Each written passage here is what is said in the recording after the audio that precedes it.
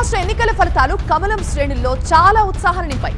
Hyderabad BJP office దగ్గర మా senior correspondent Vidyasagar ప్రస్తుతం మనకి లైవ్ లో జాయిన్ అవుతున్నారు.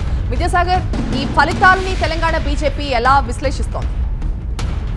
మహారాష్ట్రలో మహాయుతి ప్రభంజనంతో తెలంగాణ బీజేపీ శ్రేణుల్లో నూతనోత్సాహం నెలకొంది. ముఖ్యంగా కేంద్ర మంత్రులు కిషన్ రెడ్డి, బండి సంజయ్ కూడా మహారాష్ట్ర వెళ్ళి ప్రచారం చేశారు. రాష్ట్ర నేతలంతా కూడా వెళ్లారు.